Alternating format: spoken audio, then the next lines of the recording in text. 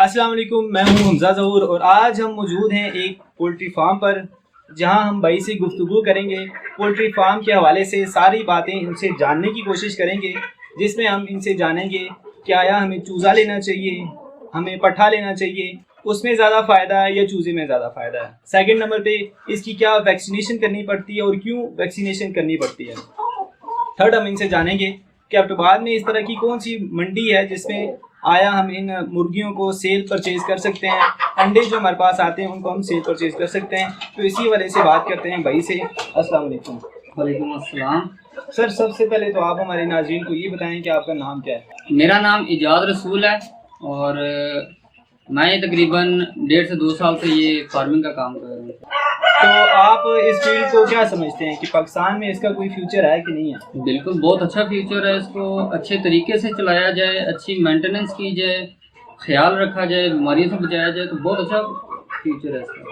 अच्छा, आप क्या समझते हैं कि हमें पहले चूज़ा लेना चाहिए, पट्ठा लेना चाहिए या तैयार मुर्गी लेनी चाहिए। देखिए, आप तीनों चीज़ें रख सकते हैं। आप चूज़ा लेना चाहे चूज़ा आप लेके पाल सकते हैं, पट्ठा लेना चाहे वो तैयार कर सकते हैं और अंडे देने वाली मुर्गी भी ले सकते हैं। लेकिन मैं आपको रेकमेंड ये करूँगा कि आप अगर पट्ठा ले लेते हैं वो ज़्यादा बेहतर होगा। उसमें ये है कि एक आपको पालने में जो टाइम लगना है उसकी बचत हो जाएगी।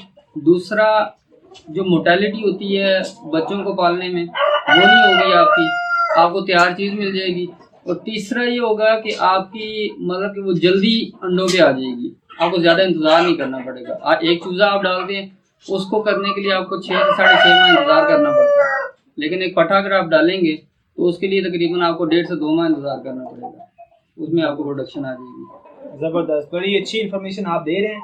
इस हवाले से मैं आपसे ये पूछना चाहूँगा कि चूज़ा एबटाबाद में कहाँ से लिया जाए। आमतौर पे पंजाब की बात की जाए तो वहाँ पर तो काफ़ी हैचरीज हैं जहाँ पर ये मिलते हैं, लेकिन एबटाबाद में मुझे लगता नहीं है कि इस तरह से कोई ओपन वाइड कोई हैचरी है जहाँ से लिए जा सकते हैं।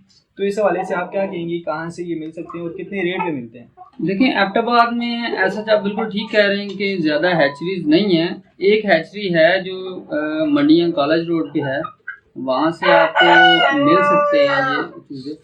लेकिन उसके अलावा कई लोग ऐसे हैं जिन्होंने अपने घर में ये हैचरी बनाई हुई है, छोटे इनक्यूबेटर वगैरह लगा के, तो उन्हीं से कर रहे हैं। हम खुद मतलब छोटा इनक्यूबेटर हमने लगाया हुआ है, 1500 अंडों का लगाया हुआ है, हम उसमें ब्रीड ले रहे हैं चूज़ों की। फॉर एग्जांपल, आपने चूज़े ले लिए, उसके बाद इनका एक प्रोसेस होता है वैक्सीनेशन के नाम से। तो वैक्सीनेशन क्यों की जाती है। वैक्सीनेशन देखें, इनको बीमारी से बचाने के लिए वैक्सीन की जाती है। जैसे बच्चों को हम हिफाजती टीके लगवाते हैं, इसी तरह मुर्गियों को भी पहले महीने में आपको इसकी वैक्सीन करनी पड़ती है। वैक्सीन करते हैं ताकि आपको ये आने वाले टाइम में इनकी ग्रोथ अच्छी रहे, बीमार ना हो और बीमारी से बचे रहें, इस वजह से वैक्सीन। तो ये वैक्सीनेशन जो है वो कितने दिनों के बाद करनी चाहिए, मंथ के बाद करनी चाहिए, हफ्तों के बाद, उसका क्या सिस्टम होता है। देखिए, इनका टाइम पीरियड जो है वो ये है कि पहले महीने में आपको 4 बार वैक्सीन करनी पड़ती है। सबसे पहला जो अंडे से निकलता है चूज़ा, उसको तकरीबन 6 दिन बाद करनी पड़ती है, फिर 11 से 12वें दिन करनी पड़ती है, फिर 18वें दिन और फिर तकरीबन 27वें 28वें दिन। ठीक है, उसके बाद महीने में एक दफ़ा आप इनकी वैक्सीन एहतियातन कर दें। ज़रूरी तो नहीं है, लेकिन एहतियातन आप बीमारी से बचाने के लिए उसकी वैक्सीन एक बार महीने में कर दें। आप क्या समझते हैं कि पाकिस्तान में पोल्ट्री के बिजनेस में कौन कौन सी बीमारियां लग सकती हैं।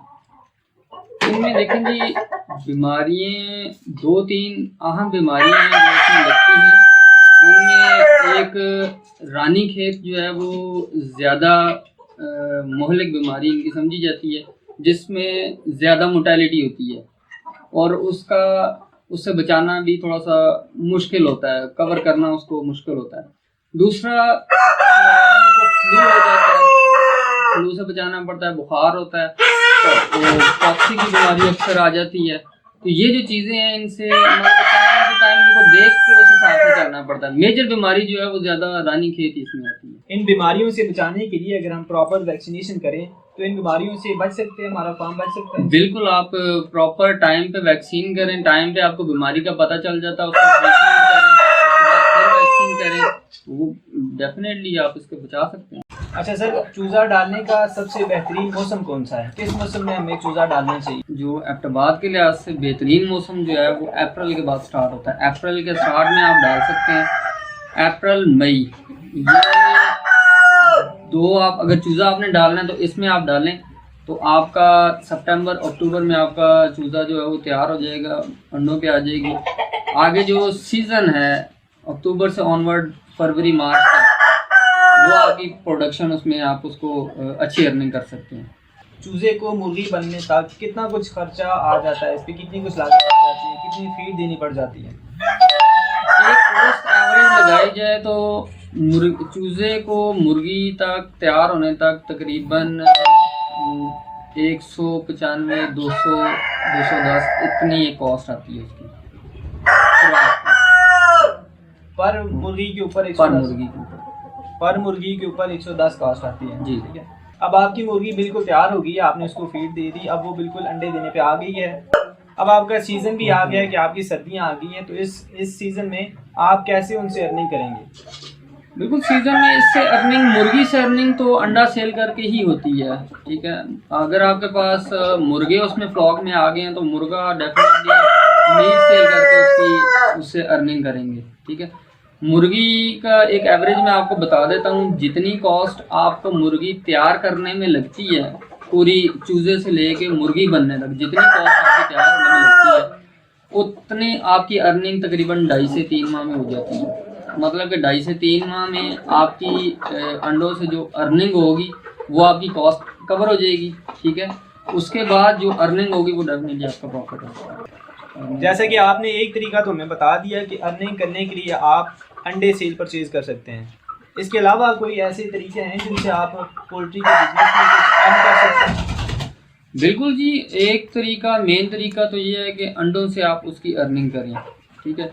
दूसरा तरीका ये है उन अंडों की आप हैचिंग करवा के चूज़े सेल करें, ठीक है।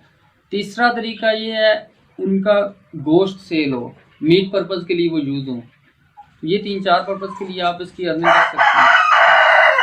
ज़बरदस्त। अगर इस हवाले से कोई अंडे परचेज सेल वगैरह के हवाले या मुर्गे मुर्गियाँ सेल परचेज के हवाले से अगर आपसे कोई कांटेक्ट करना चाहे तो आप क्या उसको नंबर दे सकते हैं अपना? जी बिल्कुल, मेरा कॉन्टैक्ट नंबर है 0322 4670 किसी भी किस्म की इंफॉर्मेशन चाहिए हो मुर्गियों के रिगार्डिंग, आपको चूज़ों के हवाले से और किसी भी किस्म के फार्मिंग के हवाले से किसी भी किस्म की इंफॉर्मेशन चाहिए तो आप किसी वक्त भी रब्ता कर सकते हैं। बहुत शुक्रिया जी भाई आपकी कीमती वक्त का। तो नाज़रीन, इसी के साथ साथ हमें दीजिएगा इजाज़त और मैं उम्मीद करता हूं कि आपको हमारी आज की वीडियो पसंद आई होगी, और अगर आपको हमारी आज की वीडियो पसंद आई है तो आप हमारी वीडियो को लाइक कीजिए, अपने दोस्तों के साथ शेयर कीजिए और हमारा चैनल सब्सक्राइब करना मत भूलिएगा। अल्लाह हाफ़िज़।